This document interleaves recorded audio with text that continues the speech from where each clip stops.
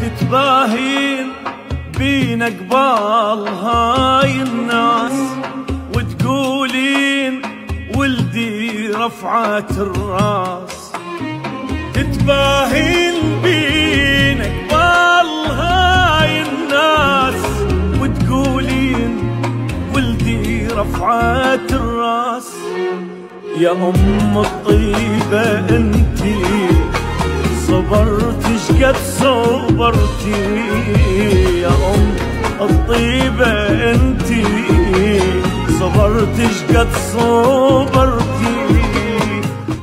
يا أم الطيبة انتي صبرتي شقد صبرتي.